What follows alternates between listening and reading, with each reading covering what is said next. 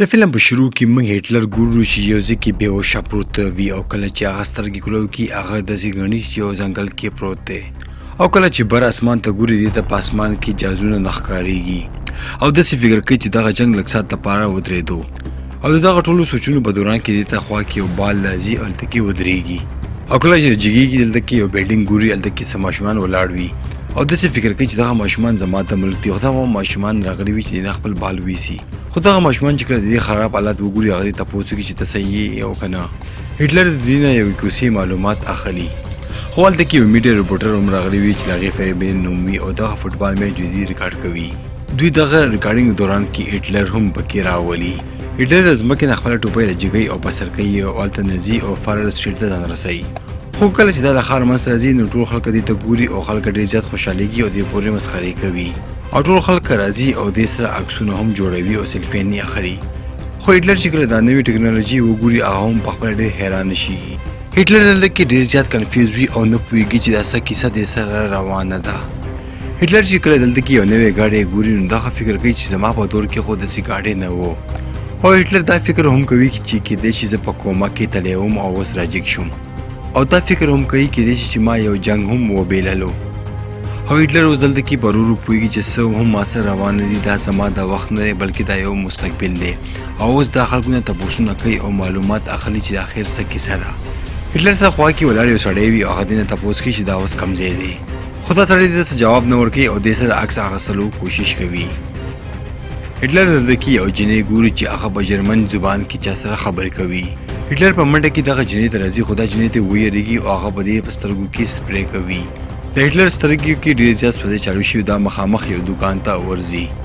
خو دا هلته په اخبار کې چې کله تاریخ ګوري نو دا اوس 2014 وي او دا ډېر زیات حیرانه شي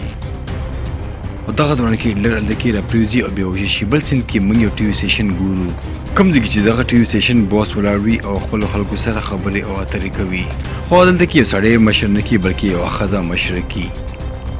کرسټوفر چې کله دا هر څه واوري هغه ډېر زیات خفه او پریشانه شي او هغه بیا خپل دفتر ته راځي او هلته کې هغه ټوله غوسه په هغه کس باندې وکاږي کوم چې وخت یې موږ وکتو چې ریکارډینګ یې کولو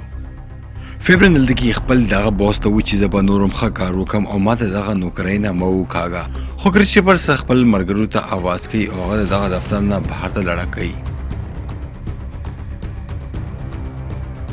دغه سیند کې ځل بیا موږ هټلر ګورو چې کله هغه وش راځي او هغه یو سړي نه یو ځل بیا د دغه تاریخ تپوس کوي خو دغه سړی هم دې ته یو ځل بیا هغه تاریخ 2014 ښیي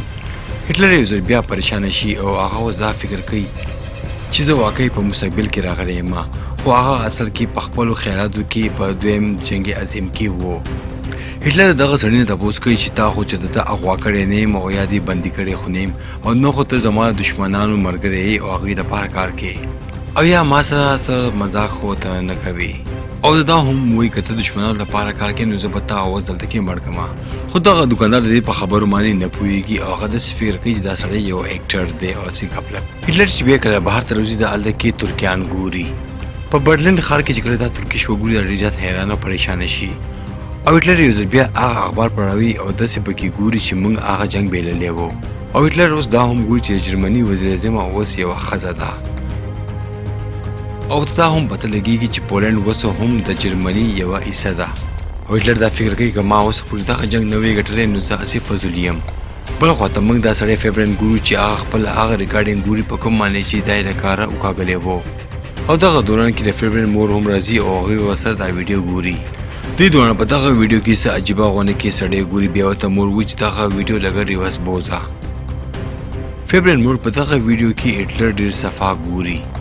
فیبرن هم ډېر زیات حیرانه کېږي بل سیند کې موږ هټلر ګورو چې اوس هم هغه دوکان کې ناست وي او هغه دوکاندار ورته راځي او ورته وایي چې ستا د جامونه ډېر څخه بوی روان دی او تاله پکار چې دغه کپړې چاته وړکي چې ووینځي هټلر دغه ترکیانو دوکان ته راځي او هغې ته وایي چې زما دغه جامې وینځه او ما له لږې نورې کپړې راکړه اغوندلو لپاره خو په دغه ترکانو دوکان کې دې ته د فوجي یونیفارم نه میلاویږي بیا یې موږ ګورو چې هغې جینس او ټي شرټ اچولی وي او بار روځي او دا هلته کې فیبن ته راځي کوم ځای کې چې هغه دوکاندار یې دې سره میلاووي فیبن چې کله هټلر وګوري هغه هم ډېر حیرانه پاتې شي فیبن دې نه تپوس کوي که ته غواړې نو ته ما سره په جرمني باندې یو نوی فلم جوړولی شو هټلر ورته وایي چې ټیک ده زه تاسو سره فلم جوړولی شم. فیبرین بیا خپل کور ته راځي او مور نه لږې پیسې او له هغې ګاډۍ اخلي او دا بیا په خپل سفر باندې وځي. بل ځای کې موږ فیبرین او هټلر ګورو چې خلکو سره خبرې کوي او له هغوی نه تپوسونه هم کوي. یو ورکوټی سپی راځي او هټلر په ګوته باندې چک لګوي خو بیا د خپله تومانچه راوکاږي او هغه سپي باندې ډز کوي او مړ کوي. فیبرین چې کله دا وګوري هغه ډېر زیات غوسه شي خو اوس موږ ګورو چې فیبرین سره پیسې هم ختمې شوي دي. فیبرین دلته کې یو پلین جوړوي او دا غواړي چې دا به په هټلر باندې د خلکو عکسونه جوړوي کوم نه چې به دې لګیغونه کې پیسې هم ګټي او خلکو ته هم د دې خبرو ډېر زیات خوند ورکوي. دلته کې موږ دوه کسان ګورو چې هغه بهر ته ولاړ وي او هټلر رانیسي او ډېر زیات یې وښي او دا کسان دا فکر کوي چې دې سړي ځان نه هټلر جوړ کړی دی او دا له دروغو اکټینګ کوي په کوم معنی چې هټلر هسپتال ته راځي او هغې کې علاج کوي. دغه نه پسه ټول خلک هټلر سره مینې چالو کړي او خاص طور باندې جرمنیان.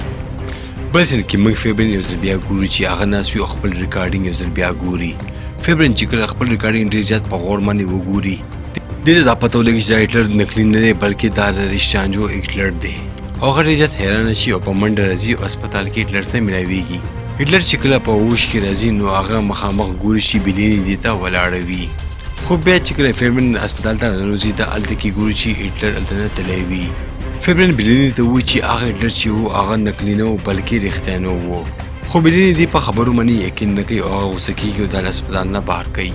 خو هغه د دغه کسانو نه ځان بچ کوي او هلته نه تښتېږي. فیبرین چې کله هټلر ته راشي او هغه وګوري په هغې باندې تومانچه ونیسي او ورته وایي چې ته یو ظالم انسان پاتې یې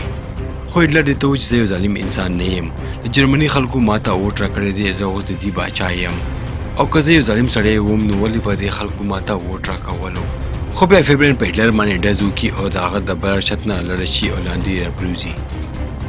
خو فیبرین چې کله شاته وګوري هټلر دې ته بیا ولاړ وي. هټلر دې ته وایي چې ما څوک هم نشي مړ کولی ولې چې د خلکو په زړونو کې اوسېږم. خو دلته کې موږ ته پته لګېږي د څومره فلم دلته چې موږ وکتو دا یو فلم شوټینګ روان و خو موږ فیبرین هم ګورو چې هغه اصلي نه و دا یو بل سړی و چې دې په شانې شکل اچولی و او فلم یې جوړولو.